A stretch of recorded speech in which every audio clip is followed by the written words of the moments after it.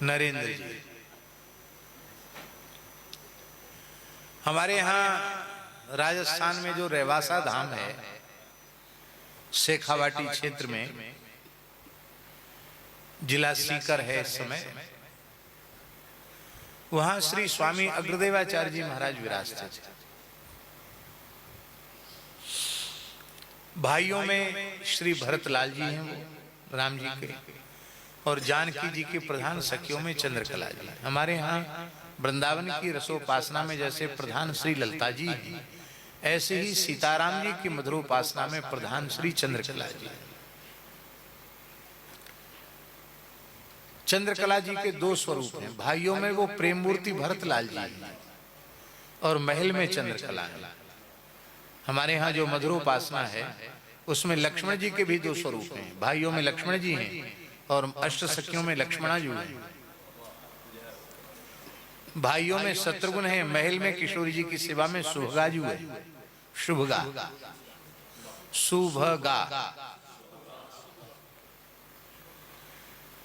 दरबार में हनुमान जी के रूप में हनुमान जी हैं और महल में श्री चारुशीला जी। तो महल में सबका सखी स्वरूप है और बाहर सबका अपना अपना स्वरूप है। ये हमारे यहाँ की उपासना है। तो हमारे यहाँ श्री अग्रदेवाचार्य जी महाराज किशोरी जी की आज्ञा से रेवासा में विराजते। श्री गुरु नानक देव जी महाराज भी वहां पधारे। लगभग 1.25 महीने गुरु नानक देव जी महाराज वहां विराजे और 10म गुरु श्री गुरु गोविंद सिंह देव जी भी वहां पधारे रेवासा में। गोस्वामी तुलसीदास जी महाराज ने चातुर्मास किया, वहां 4 महीना विराजे और श्री वल्लभाचार्य चरण 1 रात्रि विराजे। लोहारगल जा रहे थे, पुष्कर जी से आए थे, तो लोहारगल जाते हुए 1 रात्रि वल्लभाचार्य जी ने भी वहां निवास किया। बैठक जी तो वल्लभाचार्य जी की वही है जहां उन्होंने सप्ताह पारायण किया। वैसे 1 दिन 2 दिन रुके, वहां उनकी बैठक नहीं है, लेकिन वल्लभाचार्य जी भी अग्रदेवाचार्य जी के निकट पधारे और श्री वल्लभाचार्य जी के स्वागत सत्कार में उन्होंने एक पद भी गाया जो अग्र स्वामी जी की वाणी का पद है। वल्लभनाथ श्री वल्लभनाथ दया के सागर, श्री लक्ष्मण ग्रह प्रगट भये हैं, इलम्मा कोख उजागर। अग्रदास बलि निरख नैन सुख पाए, अंत में है बलि बलि अग्रदास निरख नैन सुख पाए। वल्लभाचार्य जी का दर्शन आंखों से करके बहुत सुख मिला। श्री संत दादू दयाल जी 3 बार वहां पधारे। उस समय के सभी, और नाभाजी तो वहां के थे। नाभाजी जिन्होंने भक्तमाल ग्रंथ लिखा वो तो वहां के ही थे, वही उनका गुरुस्थान ही है। तो भक्तमाल का प्रकाश ही वहां से हुआ। तो ये बात हम इसलिए स्मरण कर रहे हैं कि उनकी बहुत प्रसिद्धि सुनकर बादशाह अकबर भी उनका दर्शन करने गए।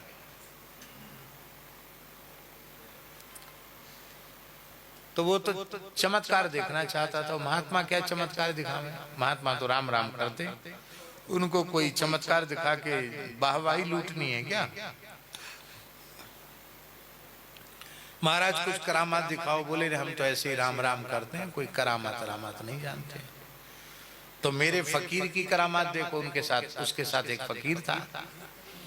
तो आज भी वो कुआं है जहां उन्होंने गंगा जी प्रकट की थी, उस कुएं के ऊपर उसने चादर बिछाई, 4 सुपारी रखी, वहीं नमाज पढ़ने लग गया। ये दिखाने के लिए कि देखो अधर में हमने नमाज पढ़ ली। श्री अग्रदेवाचार्य जी को कोई आश्चर्य नहीं हुआ। ठीक है, चमत्कार दिखाओ तो दिखाओ। अरबपति खरबपति आदमी को 10-20 रुपए देख के क्या आश्चर्य होगा? अरबपति खरबपति आदमी है, उसको 10-5 रुपए देख के आश्चर्य होगा क्या?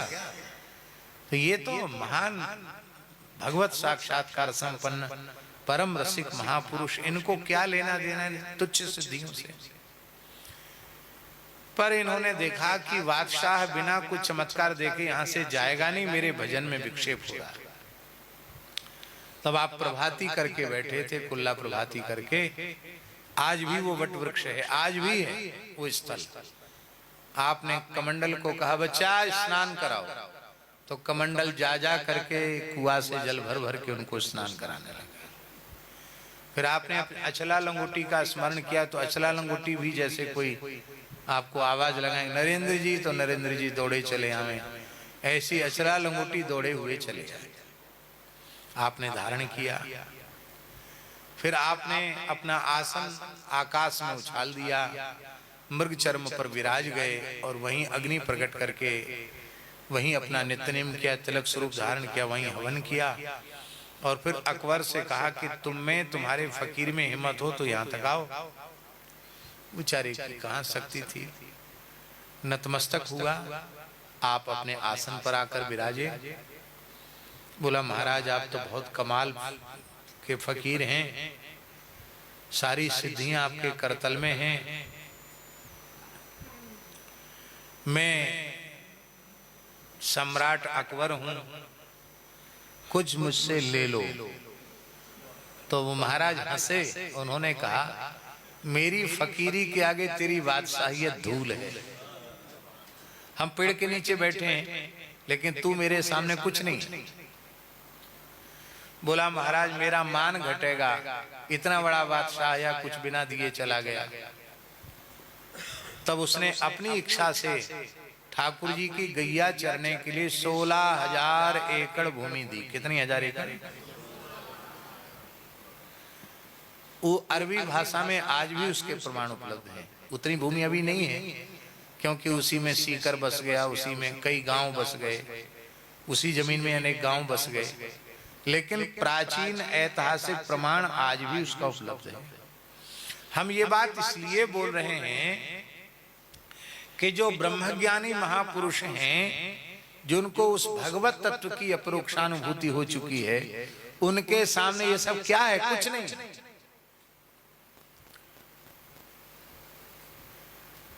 श्री रूप गोस्वामी, श्री जीव गोस्वामी से भी अकबर ने आग्रह किया था कि आपके लिए कुछ बनवा दें। तो उन्होंने कहा कि आकर पहले दर्शन कर लेना, क्या बनवाओगे? तो देखा रूप गोस्वामी जी एक महल में बैठे हैं और उसमें हीरे जवाहरात मुक्ता मणियों का प्रकाश जगमगा रहा है। बादशाह को चक्कर आने लग गए।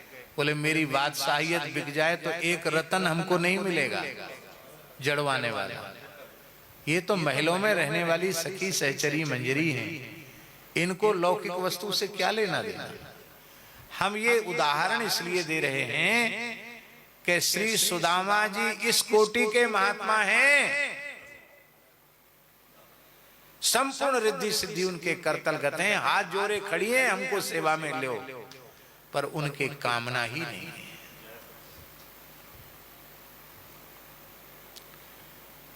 तो सुदामा जी भिक्षुक नहीं थे, भीख नहीं मांगते थे। ध्यान में आई बात?